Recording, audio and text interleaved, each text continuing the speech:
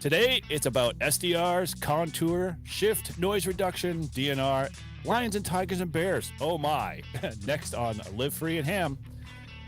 Hello and welcome to Live Free and Ham podcast. It's our bi-weekly show where we discuss ham radio topics in New Hampshire, New England, and beyond. So whether you're a regular listener or first-time guest, we are excited to have you here, and we appreciate the support, and thanks for tuning in to tonight's episode. So let's kind of get into the show. I'm your host, call sign, our host, Eric. I should say my name first. Call sign N1JUR, and I'm with my favorite co-hosts, Paul, N1OG. And Todd, still a general, W1 STJ. All right, cool. Well, as always, before we like to get into our topic of discussion tonight, we're just going to catch up on a few things. As always, our storefront is up, and you can go over to livefreeandham.com/shop and check out all of our great merch that we have up there. Paul is sporting, once again, the Live Free and Ham camo hat this time. And I think that's a special one. We won't reveal that one because we can't offer call signs quite yet on the print. I'm obviously wearing our original gangster, black and blue hat there. And as always, we appreciate everybody who heads up there and buys merch because it helps support the show, keeps us running and moving the needle forward. So, as always, we already had our monthly live stream with Carlos. If you haven't had a chance to go check that out, please definitely go back and pick that one up. That was a great show. We all had some fun on that one, and a lot of amazing, interesting things were revealed, like man crushes that I wasn't aware of. So, it was a good show. So you got to go check that out if you want to figure out who had the man crushes there. And the dude jumps out of airplanes. Good working airplanes. Let's establish that, please. As always. So those were definitely good times. And, we will be coming up into June too as well. So stay tuned for that. We got some great guests lined up, and we will probably be doing a couple of live streams that month because we will be doing Summer Field Day and probably streaming live right from the Field Day site there. So that'll be a whole lot of fun. And we got a couple of new things to add to the show. Our first one is what we're calling Doing Good. Good. Doing good. You do. That's good. You good? You good? You're doing good. Let's do it! Absolutely, I do. Good. Doing good, Bob. Doing real good. Right now, my only outlet is my ham radio. All right. Well, this is our segment we're calling Do Good. This is where we want to start a new segment and take a kind of a different spin. We kind of all felt that, when you ask about, or ask any ham for that matter, about joining a club, you get 55 different reasons not to. So, instead, we want to take a different approach and showcase the good, those things, those clubs that are doing great activities and getting people engaged and involved in the hobby.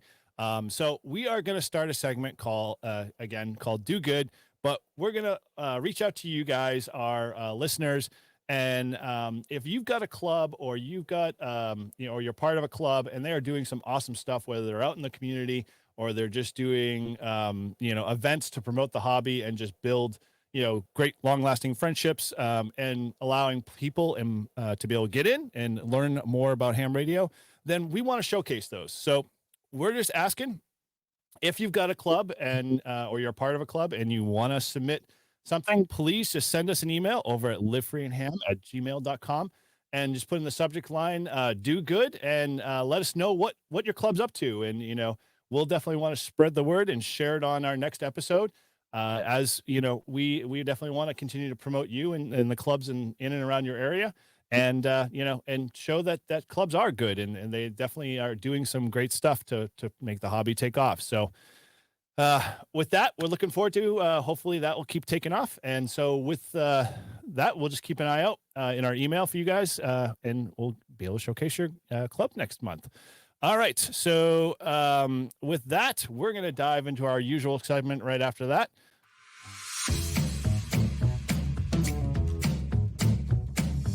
And now for something a little extra with Todd, W1STJ.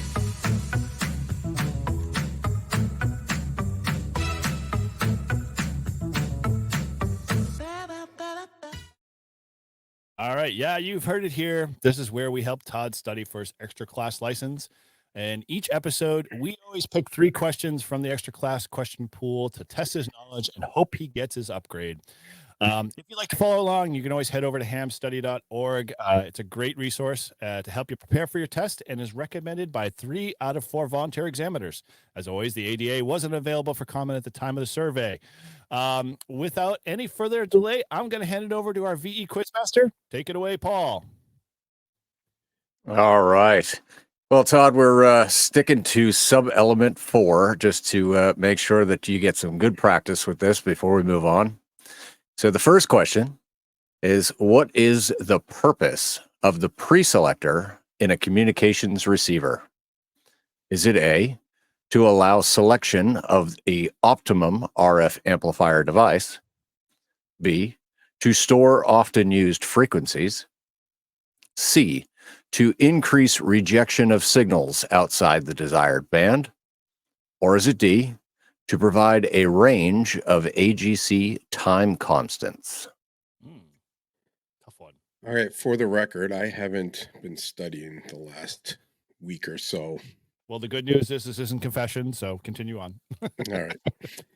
Oh boy, I don't remember this one, but let's see. All right.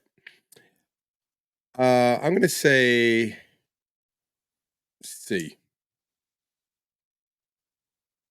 C would be correct. To increase rejection of signals outside the desired band.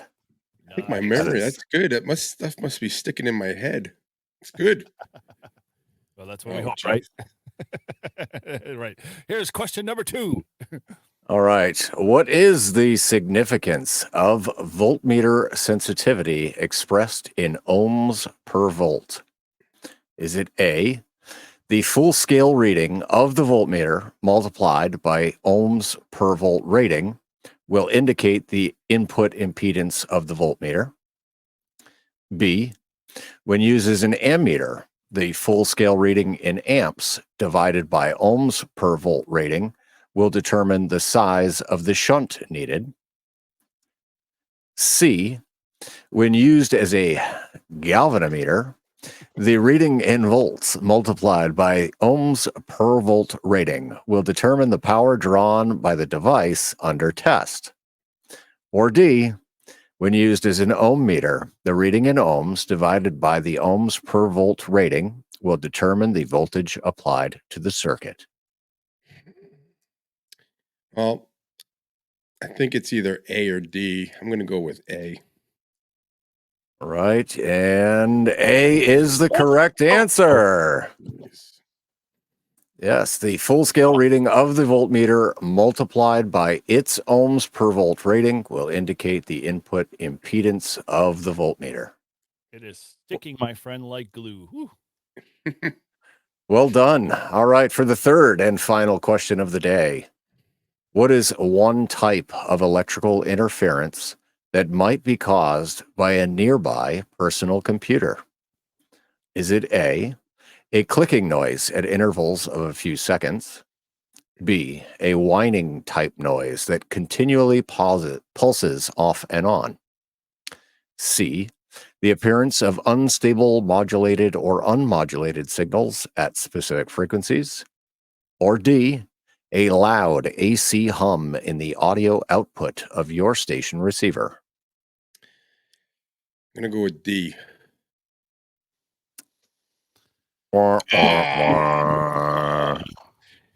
The correct answer is C, the appearance of unstable modulated or unmodulated signals at specific frequencies. It's the right answer that has no noise coming out of any speakers whatsoever. And unfortunately for you, Todd, I didn't get the sound effect buttons going again, so I didn't have the Nice. I didn't have I was- meatloaf I was queued gonna- up for you. Yeah, I was not looking for the meatloaf song. It's your reprieve from this one. Alright. So, although you've done pretty good, man. The past 2 episodes you scored 3 out of 3, and this one, 2 out of 3. So you're still kind of, keeping pace. Much not too bad. So give your pat on the back. You're still sticking with it. All right. Well, let's wrap this one up. So if you're on the journey to studying for your technician general like Todd, or sorry, general or extra like Todd license, in that case, hamstudy.org is an excellent resource for getting your ticket. And we also want to say, if you've recently received your license or you upgraded, we want to know. So if you want to be recognized on our next episode, for all that hard work and effort, always can email us livefreeandham@gmail.com. And we're going to surely mention you on the next show. So, make sure you get a chance to send those in, because we definitely want to hear about your successes and celebrate you as much as we can. All right. So with that, let's kind of do our Ham Radio Week catch up in our usual format. Paul, how's your Ham Radio Week been? Ham Radio Week has been good, I guess. I didn't get to play a lot of ham radio per se this week. I did make a few contacts here and there. But the new N1 OG stickers have arrived. And Yes. there it is. There's a sneak preview for those that get the video. Mhm. And so I passed a few of those on to you for the sticker packs and whatnot. Yep. And yesterday morning, I was pleasantly surprised. And it was my son came home from across the street, my in-laws. And he goes, "Hey, Dad, there's a radio on the stoop." What? I said, Ooh. "What? There's a radio on the stoop?" He goes, "Yeah, there's a radio on the stoop." And so he brings it in, and sure enough, the ham radio gods, aka Ryan, swung by my house and dropped me off a little FT3D. Before he left to go to his where he's off in a tropical island now. He's in Aruba, isn't he? Yeah, he's Yeah.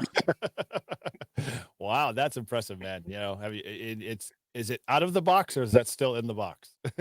Oh no, we're out of the box. We're all programmed up. Very cool. It's a cool radio. It's my favorite Yeah. HD. I haven't quite gotten APRS functioning yet, but I'll figure it out. But yeah, it's pretty neat. It's pretty. If you download the Yaesu standard software, the one you get off their website, yeah, I think you can do some of the major programming features from that. So if you need a file for that, or you need a couple of tips, let me know, because I've already banged my head several times on configuring APRS wrong to get it right. So yeah, cool. Well, welcome and congratulations on the new edition. Yeah, thank you. You're gonna have to have a bigger belt now. or tell those Bale fangs to go sit on the shelf. One of the two. Yeah. Cool. All right. Well, and to go back, circle around the sticker packs. We will be getting those up on the store soon. We're just waiting for Todd to get his stickers together. Yeah. Yeah. I don't know if I like my my logo. So I've been thinking about it. I found an app that does AI logos. So I don't know if I want to. It says I can have like a 3-day trial, and then it'll charge me like $40. So maybe I'll see what it comes up with. Hey, give it a shot. Did you pay for the existing Yeah. logo? Yeah, I had a guy do it, and I don't know. It just, for some reason, it just doesn't do it for me. Well, if all in all, we can always come to your rescue. So we will. We'll Hey, if anyone's watching and you guys have an idea for my radio, so STJ stands for St. John. That's my I guess that's my little heaven on earth. It's where I love to go and relax, and I become a totally different person. I'm like a beach bum, and I don't care about nothing when I'm there. So that's where my call sign came from. So I was trying to integrate St. John into it, and I don't know, it just didn't work out the way I wanted it to. So I'm coming up with something different, I think. You heard it here. Help Todd get his logo, and we can get him stickers soon and get that into the storefront there. But cool on that. So anyway, well, over to you, Todd. I mean, how has your Ham Radio Week been? Well, I took a last minute trip to Arkansas and had some Not good Arizona. weather. No, not Arizona, Arkansas. Okay, so I'll make sure. Wish it was Arizona. I probably like Arizona better. Basically flew into Little Rock, drove an hour and a half south. There is nothing south of Little Rock in my experience. Did find a park on the way back, stopped, and activated. I think I got 2021. I haven't put it in the thing yet. So those who worked me, if you're watching this, I'll do it tonight. I'll get you in there. And it was tough with the bands. At 20 meters, I got 20, but it was tough. It wasn't hard to hear people, a lot of noise, just not strong signals. And then to top it off, as I'm pulled into this nice little parking lot, I'm all set up. These teenage girls show up, they get in the car, they start smoking weed and doing like some kind of bake in the car thing. And I'm like, this must be Arkansas. Cool. So I did my activation, headed back to Little Rock, and was starving, hadn't eaten all day. And they're like, oh, go down to the riverfront. There's great restaurants and bars down there and a lot of good food. So I cruised down to the riverfront. Well, all of a sudden I go down there and everyone's in like country outfits, short skirts, tank tops, cowboy hats, cowboy boots. I'm like, what is going on in this place? Well, guess the Zach Brown band was playing at their little arena. So this guy who's starving can't get a seat at a bar or a table till 8 o'clock.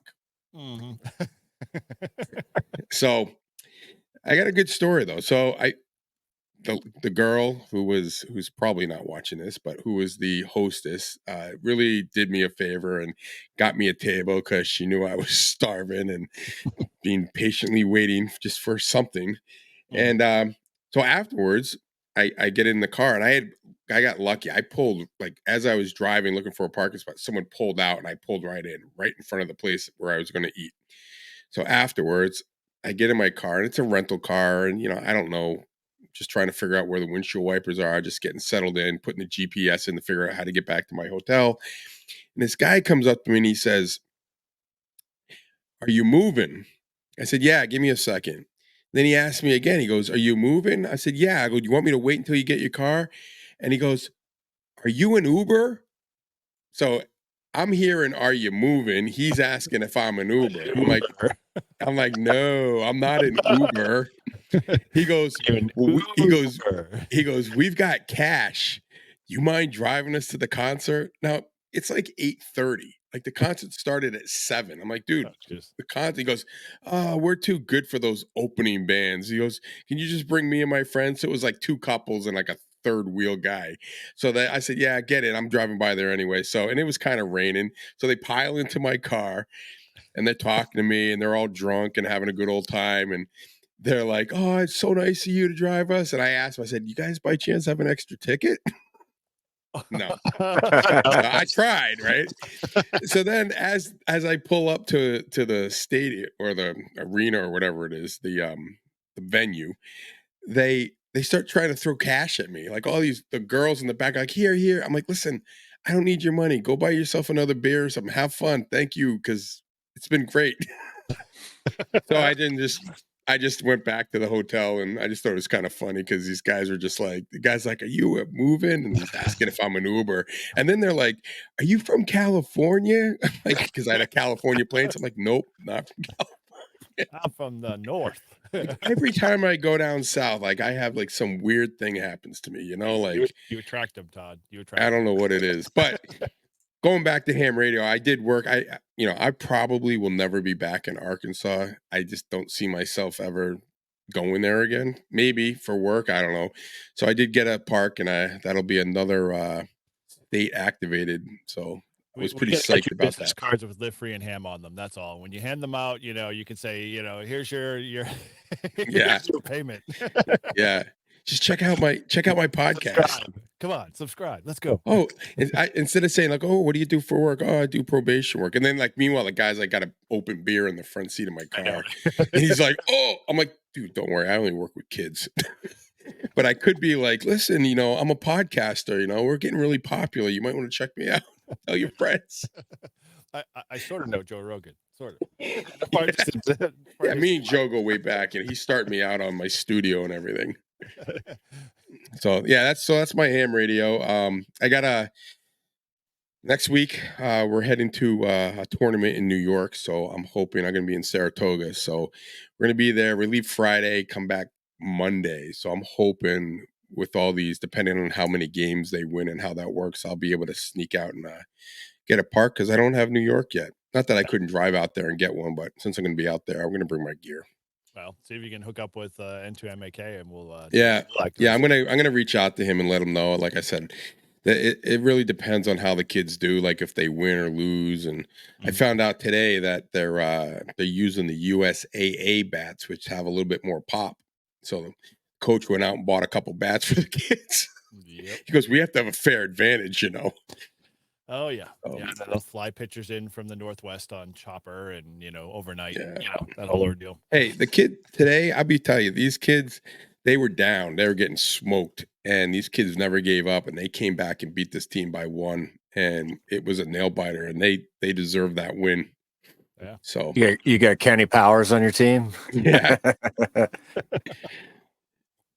All right, cool. Well, outside of that, I guess for me, man, it's been a whirlwind of a week, but I'd say I think I got a chance to not this week, but prior week, a couple of activations. I did just a recent video on one that'll go off on the Tuesday night ham radio playlist.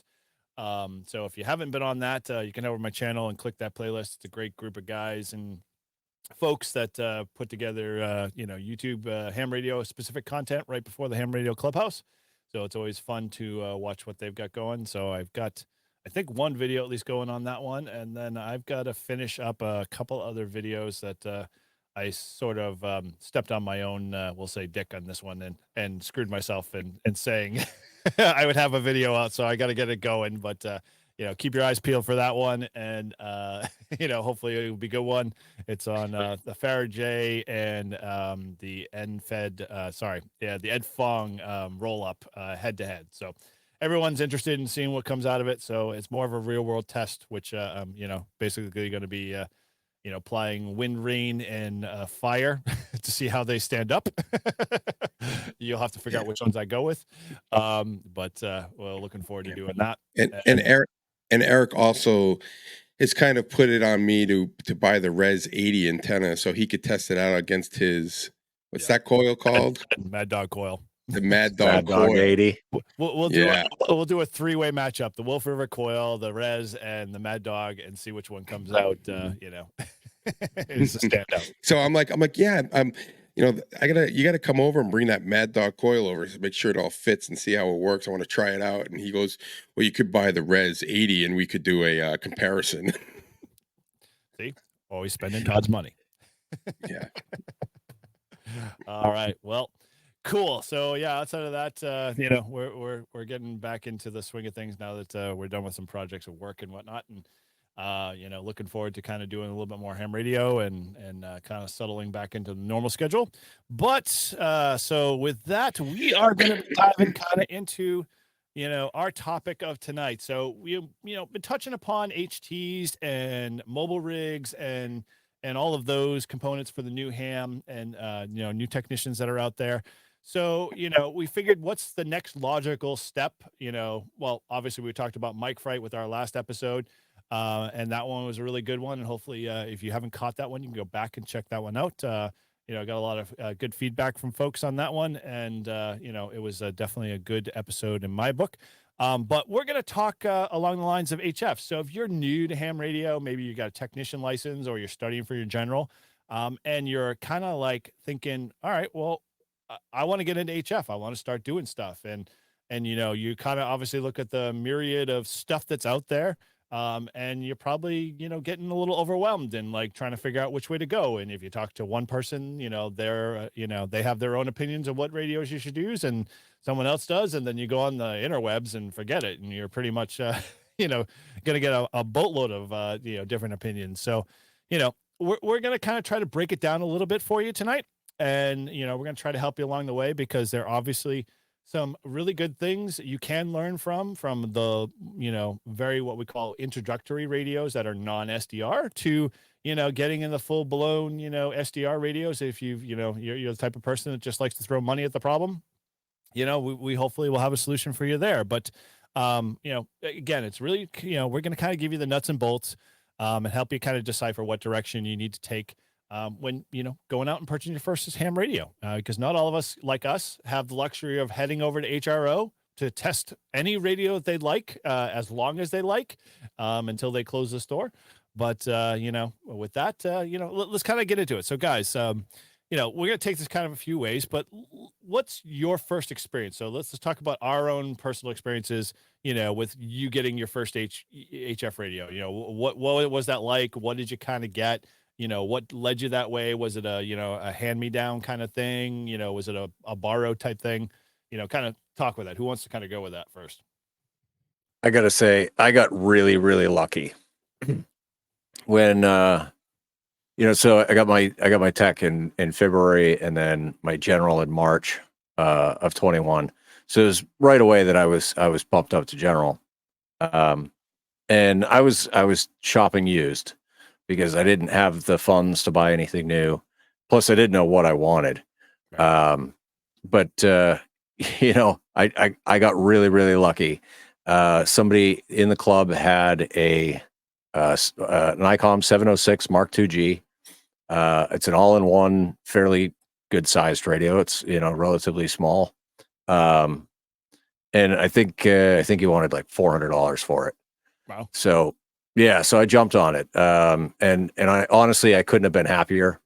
There are so many different HF radios out there, and I probably could have found one that I also would have liked, but for the price, I absolutely fell in love with the radio. And it did everything, VHF, UHF, and HF. So for somebody on a budget, something like that where it was used, maybe you can get real lucky like I did and find a fantastic deal. So with that 706 Mark II-G, like, did you find? I mean, obviously it's got a lot of cool features. Is there like any one kind of like thing that was like? I mean, obviously the price, made you pull the trigger, but was it like, when you first started out there, looking for HF gear, did you kind of think, hey, I just want HF only, and or were you thinking you're trying to get everything you can for your dollar's worth type thing? Well, so as I admitted in the Mike Fried issue episode, the big thing was I wanted to do digital, right? Because I was the serial digital operator. I wanted digital. Now we want nothing. Yeah, right. But so the radio came with a signal link, and so it was super, super simple and easy to get connected to the computer for digital. And then FT8, JS8, WinLink. I just got into it all. I loved doing digital, and it was a great start. It really was. Now, it was a platform very relatively easy for you to ramp up into. Yeah, I mean it's not super feature rich, but it does have some decent filtering in it. But the ease of use was a big thing. Going through the menus is really easy. And it's just an easy to use radio, and it works. So cool. All right. Well, I didn't go that route, but I went similar to that route. But so how about you, Todd? Where did you kind of land with your HF stuff? Because you kind of had an interesting experience, obviously, you shared in the past with your technician to general transition. But what led you to where you kind of bought what was your first radio? The DX10. Mhm. So what happened was I was looking at the Yaesu 991A because it was like a shack in the box. And my reason behind that is I could do everything with one radio. It kind of fit, and I could take my 400 and put it in my car. And then Eric, who spends my money, says, "You really want to check out the 300?" And I did. And we put that in my car, and I love that radio. I like it even better than the 400. It's a great radio. Definitely, if you want a mobile rig, that's the one I would pick. Everything's good about it. So anyway, was going to get the 991A, but now I already had, the 400 in my shack. So I'm like, So my buddy, Craig, N1S FST, says, "You don't want the 991A. You want the DX10." Now he has a 991A, and that's why I was going to get it, because he told me it was a great radio, it'd be perfect for me. And then he tells me, no. The DX10 just came out, and he says, "You need to get that." He goes, "It's way better. You've already got the VHF, VHF, UHF. This is what you want. You won't be disappointed. So I did my research, and I go around. And I went to the candy store, and I played around with both of them and the ICOM 7300 because I wasn't opposed to that either. And then I was looking at the prices and everything else, and all of a sudden it just went on sale. And that's when I just pulled the trigger. I said, "Well, I'm getting it," and I liked it. I mean, it was the one I was going to get, but it was a little high. I was waiting to see if a sale came in, and I was talking with Eric. He says, "Well, might want to just get the 891, and you could start, messing around with that at home and get used to HF, and then get it." So I saved the money on the DX10, and I bought both of them because I needed a portable radio. Now, I had no control over that decision-making process. I just said, here's the 891. We do POTA, so you might want to have an 891. And, Yeah. So then, look, I love my DX10. It's a great radio. And so then GoBox starts coming into my head. Now I'm thinking, all right, I'm going to get the 991, throw that bad boy in a GoBox, and there you go, right? Mhm. And then I'm looking at the price, and then I think it was Ryan. Probably Was it right. Ryan who says, he goes, Todd, buy one or buy once, cry once. He goes, with the amount of money you'd spend on a 991, you could put the DX10 in a GoBox and have a kick-ass GoBox and just get a flex radio for just a little bit more money, and you probably won't be disappointed. All right, well, let's hold the train there. So before we really go crazy here, because we definitely want to talk about some of that So path. this story will continue. Yes, yeah, very much so. All right, cool. So it sounds like basically between both you guys, it was very much price conscious initially, with the idea that, hey, looking for the best I can get for what I'm laying down for cash. So I think that was sort of kind of my approach, but I did it a little different. I kind of got my ticket way back in 93. So a lot of my radios were pre SDR whatsoever. So everything was just all analog gauges, all knobs, everything. So that's kind of where I kind of cut my teeth on when I was younger, and would just, what I was used to. So when I got back in the hobby in 2000 or so and got the General, I was like, all right, I got to get my first HF gear. And then my first HF thing was like, I can't buy something for the house because there's no space. I've got HOA restrictions, on and on. There's just, it was too difficult to kind of get something set up that I could play with whenever I wanted to play radio. And that was my biggest thing, is I wanted to play HF as much as I could to get better at, doing HF, because as we all know, when you get on HF for the first couple of times, you're just like fumbling over every word. You're screwing things up. You're saying QRN versus QRM, or it's QSB, and everything's all upside down and every which way. So I wanted to have some time to practice and whatnot. So I was like, all right, I'm looking for an 891 because I figured, okay, I can have it with me. I can take it with me. I can go wherever I want. And at that point, I still hadn't learned about POTA yet. But the 891 looked like it was a good fit. I was never going to make it a shack radio because I always knew it was just, not going to, be in a shack or in my own shack, which, long story short, is not the case any longer. But so I bought the 891 and loved the thing to death. And that's when POTA kind of took off. And then at that point, I was just like, oh, I love this radio. This is great. But at the same time, I felt like I was missing out, because I already had friends who were like, oh yeah, did you make that contact at like 7:30, 8 o'clock at night, with so-and-so, or, and whatever it was, I didn't want to have to set up my gear all the time. So I was longing for that. And so my first official, I'd say, HF home base rig was the 450. And if everybody knows what the 450, it's Yaesu's 450 analog. It's their first DSP. And I got that for pretty much exactly what the model number costs. So, I got it from Steel, from a ham, very good friend of ours that we all share.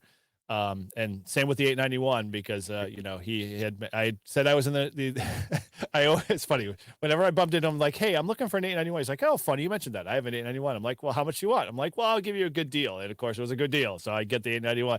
And I'm like, hey, I'm looking for a 450. Hey, same thing. Hey, I happen to have a 450 from an estate sale. It's brand new in a box. I'm like, okay, cool. So, my first real true home base HF rig was that 450, and we'll kind of get into that a little bit in some of the details, but it was a lot like, where you expressed, Paul, like very minimal functionality, but enough to get an understanding of all of the stuff I tested on, of like what the heck does contour mean, and what is digital signal processing, and how do you deal with the band pass of 3 kilohertz, all of that things, helped translate, to physical real world knobs, because I could adjust it and see what it sounded like, and all that other stuff. But I think for me, the biggest thing, price point was one that we all share, but for me, it was I wanted tactile feel. I wanted knobs. I wanted just like a counter display. I wanted something basic, but not like that was like I had to throw more money at to be able to get some of the basic filtering with it. And so that's kind of where that 450 kind of tossed itself into there. So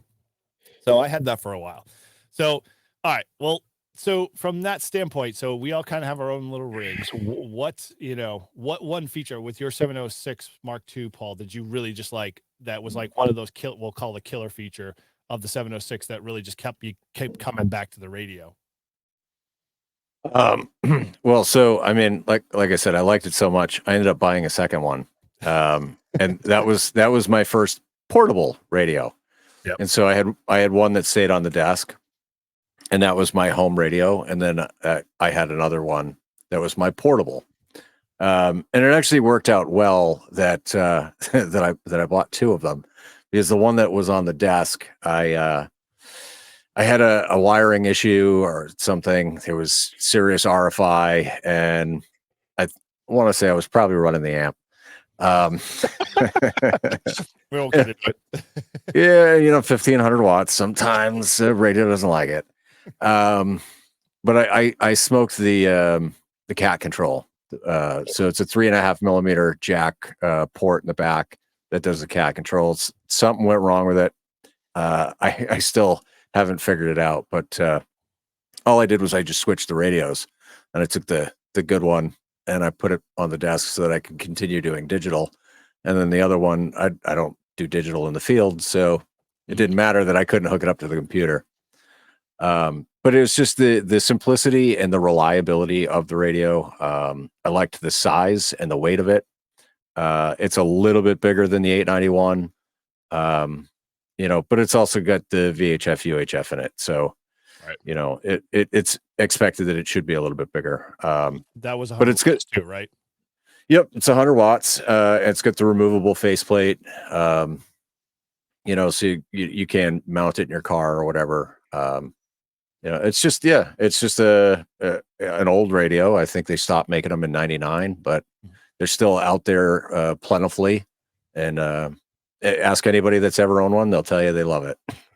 Yeah, I've heard very raving reviews of the 706, and very, in comparison to the 891, they're probably toe to toe in pricing. I mean, but in essence, obviously, the only thing with the 891 you get is this capability that's still being produced. So that's kind of the only difference between those two radios. But they both have probably similar, well, almost similar. I mean, obviously, you don't have the VHF, UHF stuff that the 706 really provides, which is really a plus in my book, but.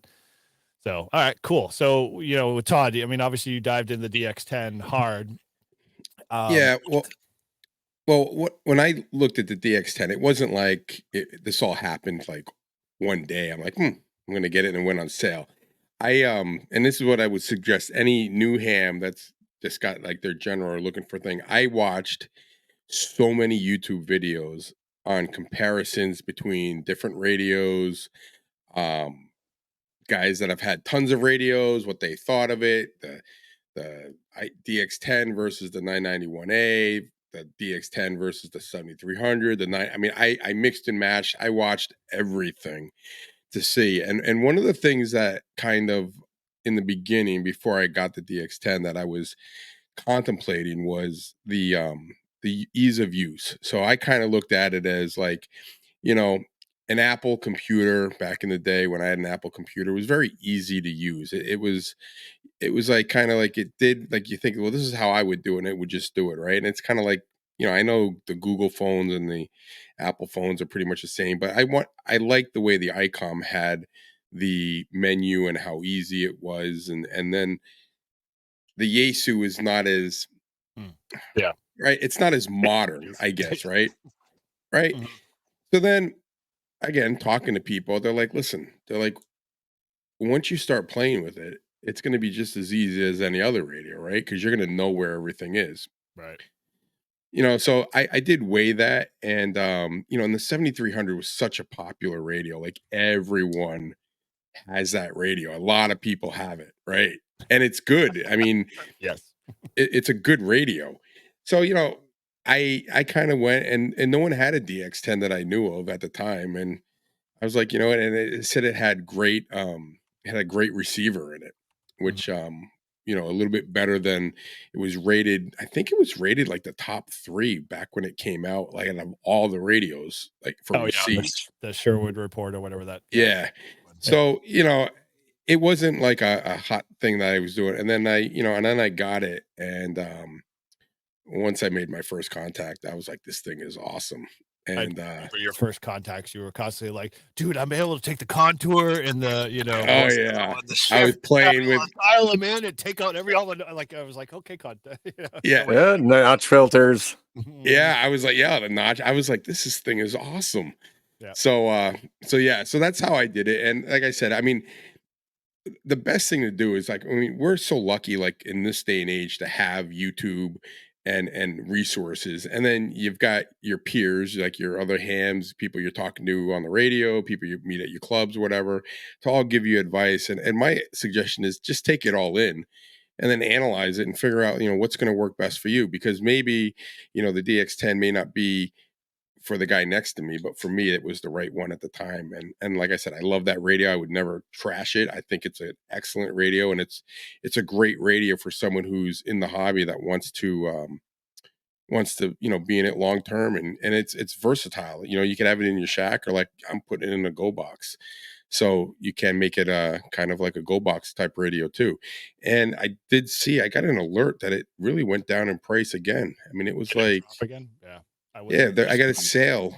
I don't know what it was for, but I was like, wow, that's a pretty good price for that. Well, I know the 710, which we haven't touched upon, and everybody talks about, is that is a, I would think in terms of from the Yaesu line, 710 is kind of what I deem is kind of like the entry level radio of SDR. So if you want to go spend less than $1,000, the 710 is probably perfect in that ballpark. Gives you all the kind of same buttons and feel and look as the DX10, but doesn't have some of the advanced technology that they threw in the DX10 that is also in the flagship 101D or whatever it is. So there's Yeah. And evolution. when you look at those radios as a new guy, like when I was looking at it, like I mean, I was at HRO and I'm like, oh, check out this bad boy. But there were so many damn buttons on. I'm like, this thing's gonna take me like longer than it took me to set up for the general. So big. It was, wow. That is literally $1,000 for the Yaesu. The DX10, right? 1,049. It was originally 1,600. I paid 1,600. I know. That's what I said. A huge drop. Holy moly!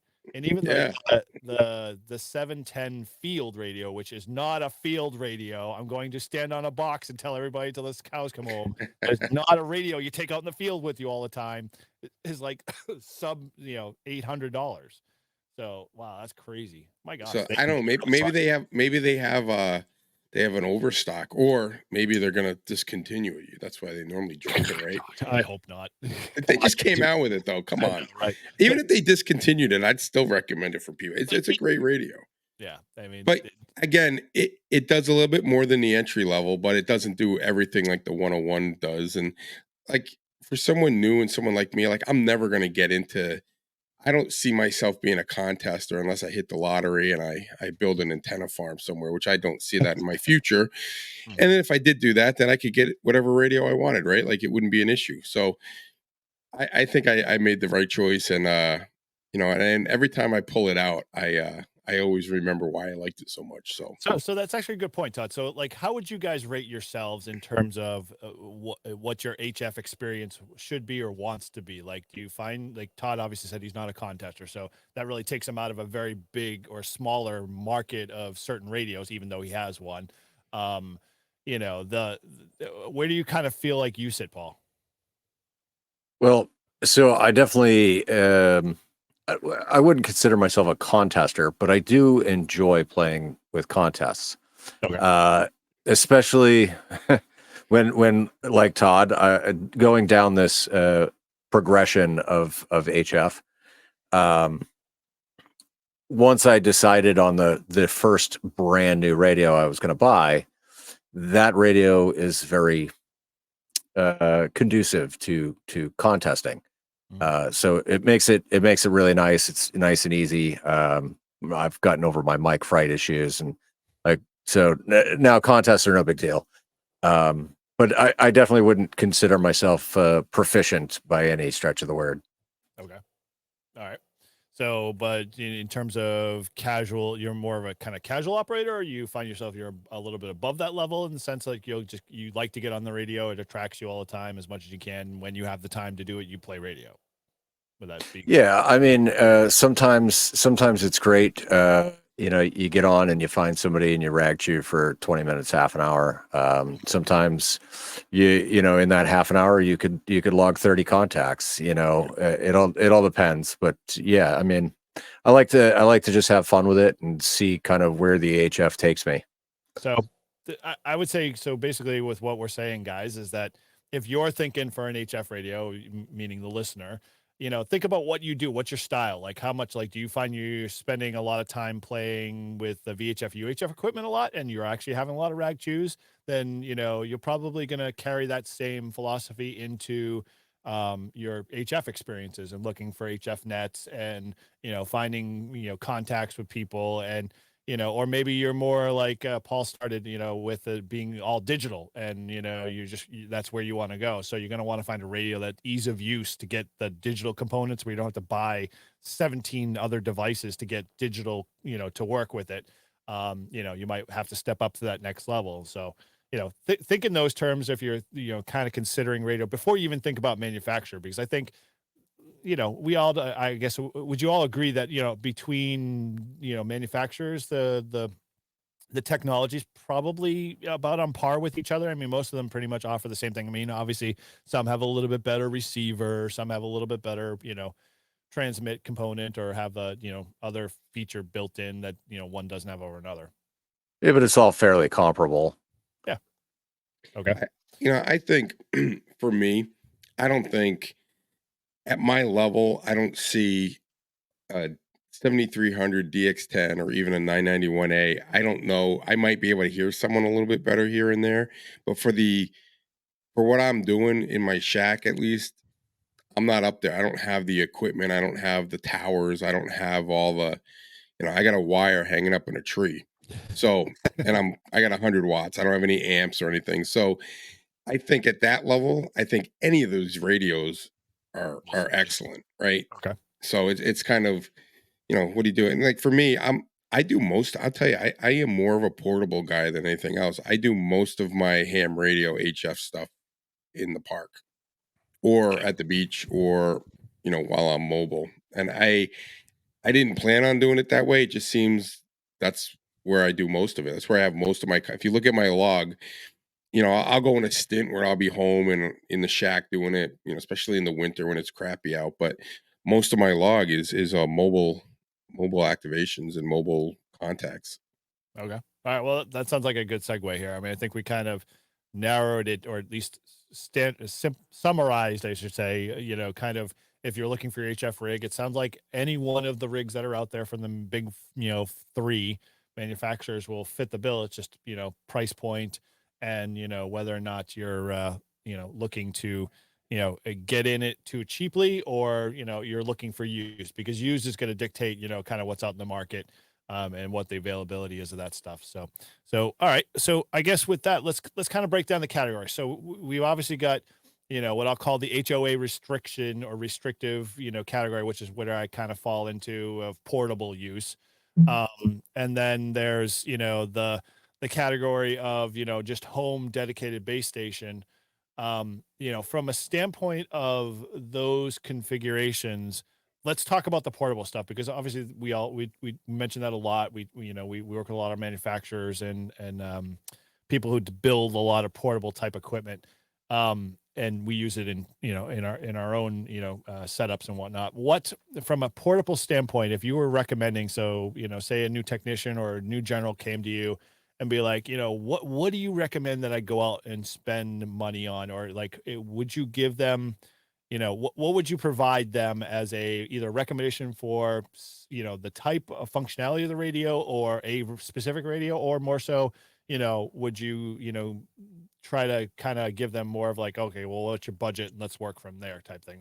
Kind of describe that strategy of, if I was Joe Schmo Ham and, I was looking to get into portable, where would you steer me? Well, for starters, I wouldn't go QRP.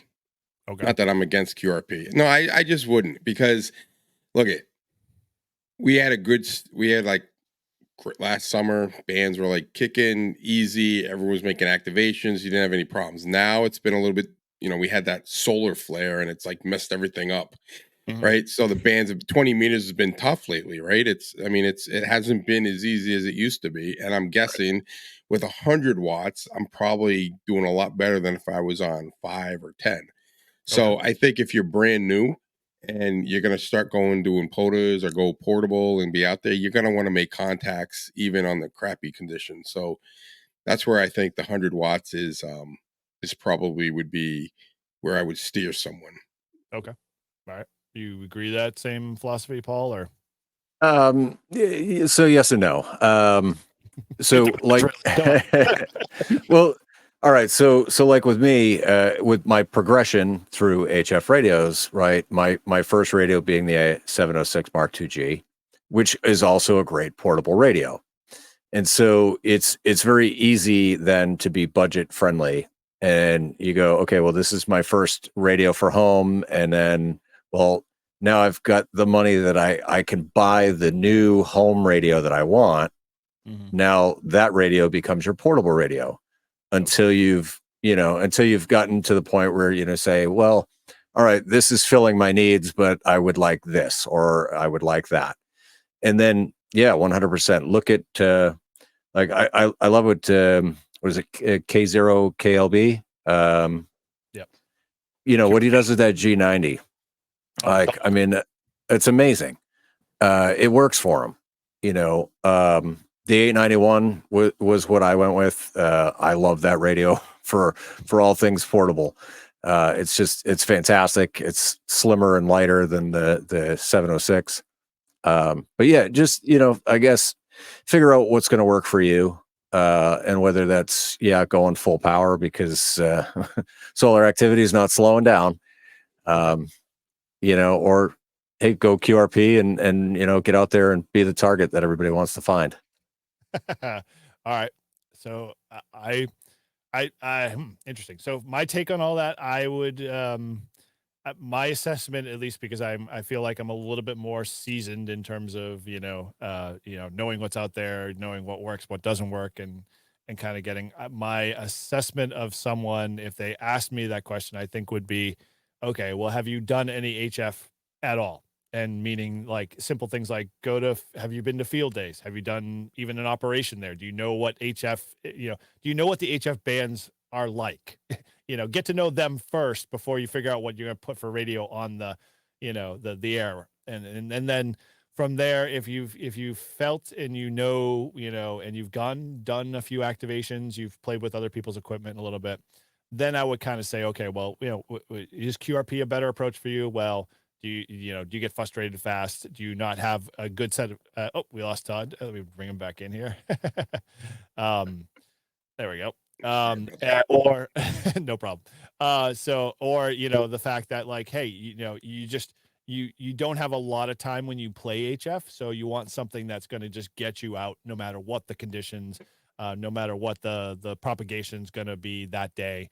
You want to be able to at least have as armed to the teeth is kind of the way I look at it. It's like, I want to have the best money I can afford for antenna wise to get myself that's resonant out. I want to be able to have 100 watts if I need to dial up to 100 watts, and I want to be able to, have all of that, do a very good job when I'm out, in those terrible times. So when the good times come about, heck, you could run it 3.5 watts or 1 watt and, really enjoy, QRP at that level with the same radio.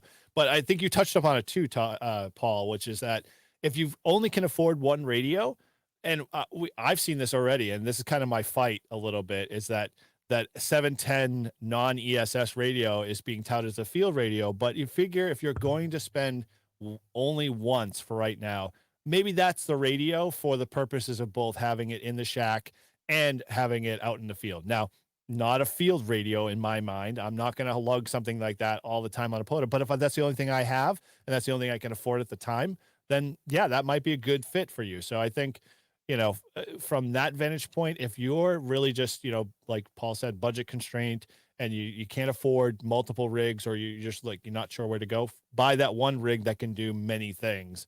And it might give you the benefit of being able to set up something in the shack and then take that out on the road if you want to take it to field day, or you want to take it on a POTA or whatever, and play with it. And then that way you become more familiar with that one radio, and then that might help you decide, oh, well, I like this style, or I want this, feature, or, I want to have a better filter, whatever. Okay. Any other kind of things that triggered anything you guys want to add to that before we kind of dive into our 3 recommendations? I just want to say that, the 7300 does come with the optional strap on the side. That is not my first choice for a field radio either. I will take it to field day, but it's a giant pain, like unhooking everything and then taking it. And then, I've got spare power and everything, so I don't have to undo the cords at the desk, but it's just a pain. It's nice. Yeah. It's nice to have something that, is smaller and, ready to go. Yeah, well, I'm sure you all can agree that, once you have your shack established, you don't want to tear it apart ever. If you all can afford, not having to do it. We all agree with that. Once it's set up. Oh yeah. Okay. So keep that in mind. If you don't like to, haul stuff and, pull cables out from behind the desk, even if you have them in double or triplicate, it's still a pain in the butt. So, all right.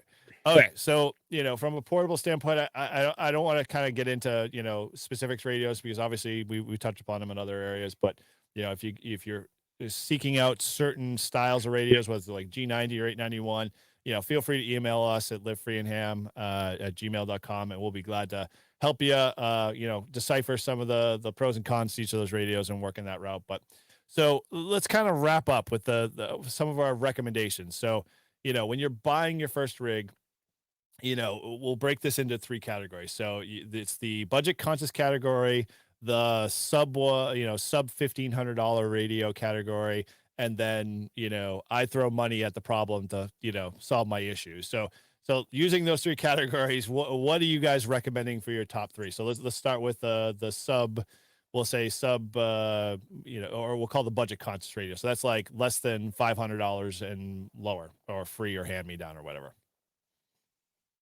Yeah, well, so I mean, under 500, I would definitely have the ICOM 706 Mark IIG on that list. You can sometimes find an 891 sub 500, usually about 6, but and both of them are a great choice depending on what you want to do. I think you can get some used Kenwoods on QRZ.com in their forums and stuff. There's lots of good options out there. Figure out what's going to fit your wants, and we'll give you something to grow into. It's my suggestion. Okay. How about you, Paul? How about you, Todd? Sorry. I kind of agree with Paul. I mean, I would say if I was under the 1,000 mark and I'm looking like around $500 or so, if you can find an 891, on eBay or used, I would say that would probably be my best one, because you're getting 100 watts. It is compact for an HF 100-watt radio. I've brought mine everywhere. I fly with it, throw it in my backpack.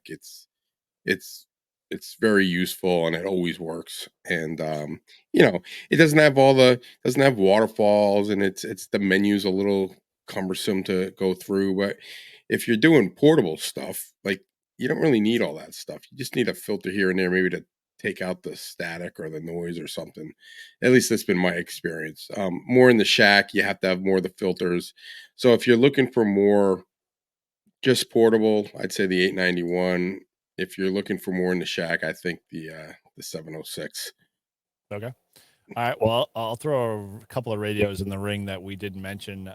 And so if we're looking at sub 500, you can usually sometimes find on a good deal an 857D. And now, if you ever ran into the Yaesu's 857D, it's the precursor to the 891 that no longer made. There are some issues with the 857 that I'm not fully aware on, but a few folks have steered me away from that radio. But that used to be the cutting edge radio, I think, when I was back ham in 91, 92. And it was at the $1,600 level when it came out, and it was I think it was, I don't know if, no, I don't think it was I don't think there was an all mode. I'll have to go back and look at that, and if someone wants to do a quick Google search on it to see whether it was all mode or not while I'm chit chatting, that would be kind of the sub 500 for me. The other one that would fall in that one would be the 818, and if you can find an 817, those are less than 100 watts but are great portable radios. Again, if you're not shy to worrying about 20 watts or 10 watts or whatever, and you just want to get out and play HF, those might be good options. And the 818, I think, is an all mode, and good for satellite work too as well. So that might be one of those kind of crossover radios that does all the things for you, or what I call the Swiss Army knife of radios for you. So those can be had, definitely a lot of hams. I think if you get into an Elmer situation or get into a club where people are like willing to kind of get you more motivated and give you good deals on radios, because there's always a few in a club that will do that. Try to get your hands on one of those three, and that might help you out. But like Todd and Paul recommended, the 891 is a really good radio to start with. We all kind of cut our teeth on that, and we all love our 891s, and the only way we'd ever get rid of them, I'm sure, would be as if a 705 killer came out and replace that altogether in that same form factor, maybe just a little bit bigger. But hey, well, that's another topic for another day. But and I don't even think I'd get rid of mine. It's been so good to me. It'd be like, always bring it out every once in a while, just for good old time's sake. It's like that good bourbon or good scotch, you take it out during special occasions, but put it away nice and comfort. Oh no, I think that would become the mobile HF. That I would agree with. Yeah, that's where it's going with me now that Dayton is pretty much all done and over after this episode. So here we go with the 891 install. So keep your eye peeled on the channel for that. All right, so our second category. So this is the sub, we'll say 1,500. So this is the 600 to 1,500. Any recommendations kind of in that ballpark that you'd go with, or just basically say anything would match depending on what you outside of color? I mean, well, I'm going with my DX10, but I'm not putting any negative thing down on the 991A or the 7300. I think any of those radios are good choices. And like I said, when you get good sales, like you said, what was the DX10, like 1,070 or something? $799. Crazy. Yep. Yeah, like if you're looking to get one of those three radios, go buy that DX10 right now, because I don't think it's ever going to get lower than that. It's probably the best deal ever. Yeah, so I agree. How about you, Paul? What you got? Well, so that's how I ended up finding my first new radio. It took me a couple field days of playing with a 7300, and I did play with the Yaesu. I think Todd had his DX10 out one year. I played with it for a little bit before I had decided to buy mine. But I you did that, but anyway. Yeah, I went with the 7300. I got it on sale. And so it was $900 with a $100 mail-in rebate. Wow. So it was great. Yeah, and just for the record, Tim, our buddy there, he had both the DX10 and the 7300 for months, and he had played with all of them, and he did. KC1 QDK, for the record, came out and bought the DX10. Yes. Not on price only, but in essence, surely purely on the CW side of things. So I think that put him over the side, and made it, his forever home. But yeah, he did. He once again, Tim, we love Tim. Tim does, you give a challenge to Tim, and he will take it and make sure that he exercises it upside down, left and right, and and works it all the way out, and he'll come back with a result in some form or fashion as to which way he likes it and why he suggests this one over that. So, you know, he exercised both very heavily, and DX10 came out winning on that one. It's all about finding what fits you and what you're looking to do. That's exactly it. Yep, I agree 100%. So, I guess from my pick, you know, I don't own a 710. I think if you're going to be shooting sub 1000, 710, if you can get the 7300, it's definitely going to be in that same price point because those tend to be the same kind of, we'll say, class of radio. Now, just a little caveat with those is that 710 just came out. It's less than about 2 years old. The 7300's been around for a long time, and that shouldn't slam that in any which way. I want to be clear of that. You know, I give ICOM a hard time sometimes, but in essence, it's a great radio because it's a great technology, and it's just, you know, lasted from when it came out 20 years ago and to today. And so ICOM keeps, you know, iterating on that, but not changing their functionality. That's one thing I wish Yaesu, and I said this before, Yaesu, learn how to come up with a menu standards and follow it through all your radio line. I don't care how you do it, just figure it out, get it done. I'm tired of it. It's like, you know, I shouldn't have to, you know, learn a little different every time I go to a different radio. Like my 891, I shouldn't have to be any different if I go to my DX10. It should be the same, you know, menuing system as much as, you know, you possibly can make it that You way. know, So maybe their thought behind that is like kind of like now I do Apple, I do PC, and you do it long enough, you just kind of, it's like muscle memory. You just adapt to it and change. So maybe that's why they do it. But I agree with you. I like the ICOM the same. I like the way you can go from the 7300 to the 705, and you can. Everything's It's the the same. It's exactly the same. So if you have a 7300 and you decide, man, I'm getting into Cure, I'm getting that 705. I mean, you don't even have to learn it. It's just there. You just know how to do it. it's literally they took a third of the 7300 right off the front and said, here's the 705. Right. and yeah, they couldn't have made it any better. Here's all your wattage is gone. Yeah, well, right. Taking True. But 90, 90 watts is gone. We gave you portability, Bluetooth, and a whole buttload of other stuff out of the gate that none of the other competitors have or do. And then, you know, heck, we're going to build we haven't even talked about any of the satellite stuff. It's like, hey, we're going to build a whole 905 line and make it look like the 705 line. And, you know, you can do anything between, you know, satellite to microwave to VHF to UHF to whatever. And it's all the same no matter what it looks. So, yeah, kudos to them to keep You know, and it's funny because I've talked to like a lot of guys, and you don't have to be, even though we joke about like Yaesu, ICOM, whatever, you don't have to be one brand only. I think it's kind of cool that we have the ability, and ham radio work with any brand really. So, you know, if you want to mix and match, go for it. You know, I think that would be like put it this way, if ICOM came out with a 705 that was 100 watts, like I'd be buying it the next day. Yep. Even though I'm a Yaesu guy, right? I like, that was my first. I have Yaesu mobile rigs, Yaesu HTs, but if they came out with that, or Kenwood or anyone, I'd probably jump all over that. Yep. Yeah, I would be the same way and totally. Just take my money.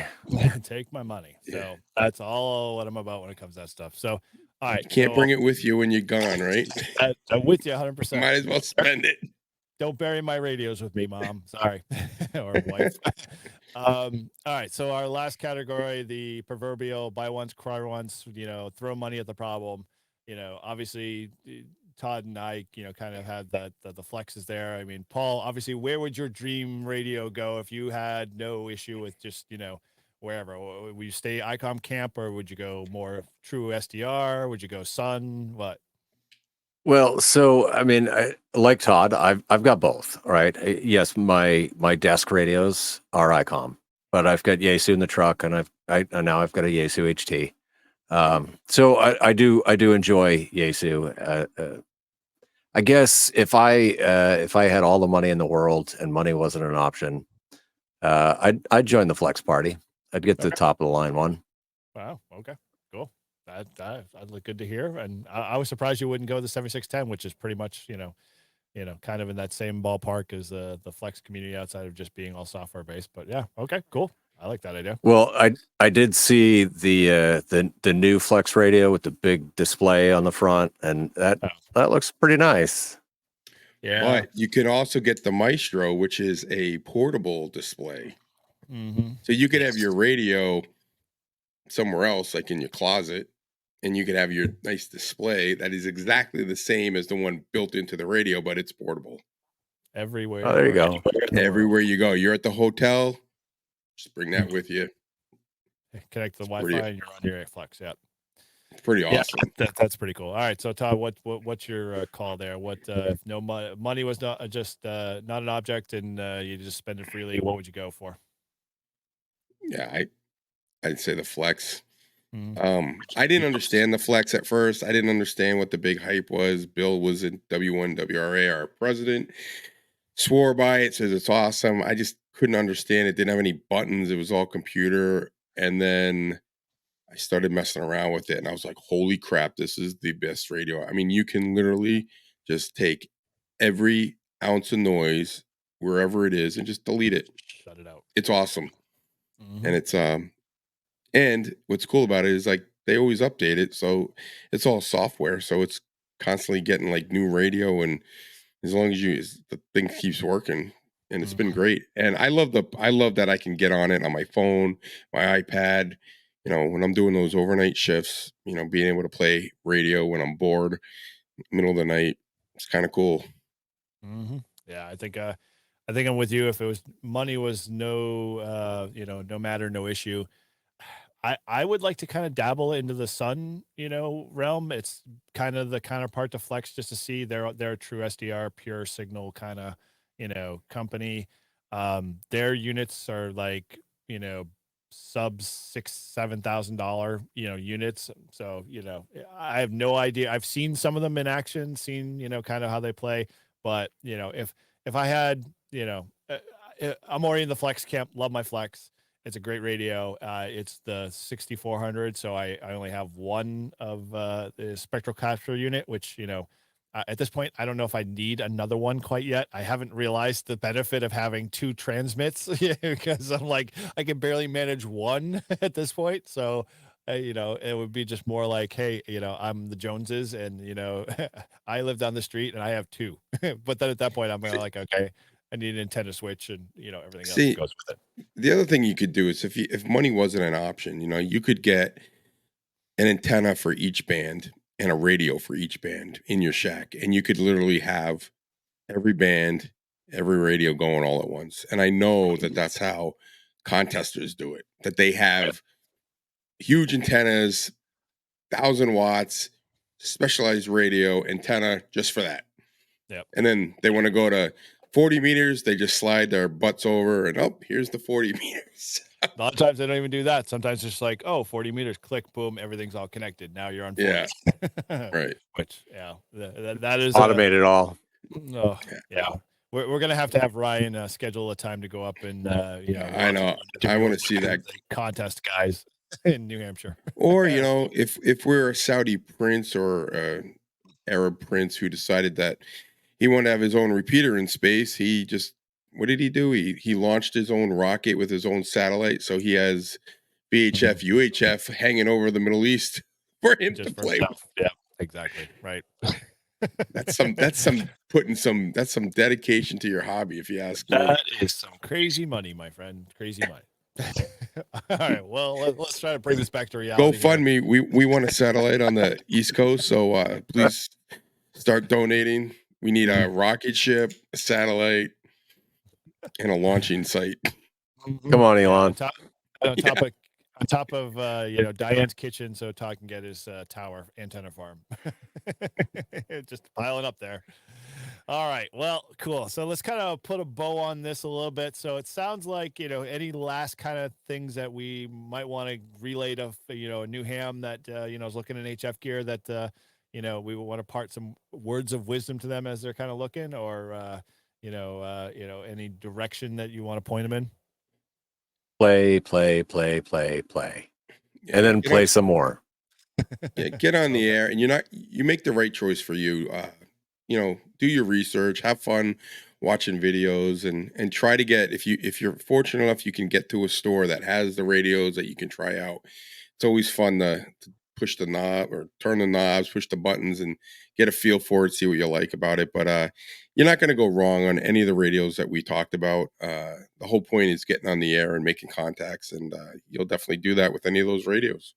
That is true. All right. Well, I would say the only thing to throw on that add as a bolt on would be that, if you're in a local club, I would say go find a bunch of different hams. Ask them what they run. Ask them if you can go to their shacks and see how they operate their radio. Obviously, field day's coming up, so you'll be able to get a chance to get your hands on and touch and play in a real world experience. All those radios. Really, don't be afraid to get in there and ask a lot of questions, because hams love to talk about their gear. We do it all the time here on the show, and it's not that it's any different in any club or any other, ham activity. People always love to talk about their radios. So ask as many questions as you can. That's way you'll learn, and then you'll be able to make more of an educated decision, and you won't feel like you threw away, a boatload of money to buy your first radio. And, God forbid, I would wish that upon anybody. It's like, you want to get in the hobby, you want to have fun. Like we all said, you want to make contacts. So get a radio that, you've had some experience with, and try, and, go through the process. You don't have to buy the flagship radio. And my advice is to any new ham, don't buy the flagship radio. Go out and try something basic, and learn how filtering works and how radios work before you get into like some of the advanced bells and whistles, because it'll make your experience that much better. Cool. Absolutely. All right. Well, so let's wrap this up. As always, thanks again for joining Live Free and Ham, our podcast community. And remember, if you haven't subscribed, what have you been doing? And I'm keying this up late. All right. Well, so as always, you can reach out to all three of us, or the Live Free and Ham crew here, by heading over to our shop at liveFreeandHam.com/shop to pick up any of our swag. If we see you wearing it at any Ham Fest, we will make sure we seek you out, and we will reward you for your due diligence. And as always, don't forget about our Do Good section for our clubs. We want to hear about all the great stuff that you are doing, or your club is doing in your area, because we want to promote that and show the world that, there's good clubs out there doing some awesome stuff for the hobby. And as always, you can support our show through our Patreon and buy us beer links, because Todd needs a new antenna farm. And apparently now we need a new satellite for global, VHF, UHF access. And as always, all those links are found and conveniently located in our show notes and on our website. And if you want to reach any of our hosts, all the contact info is on our website at livefreeandham.com. And as always, thank you again for listening. And from all of us at Live Free and Ham, 7-3. 7-3. 7-3, guys.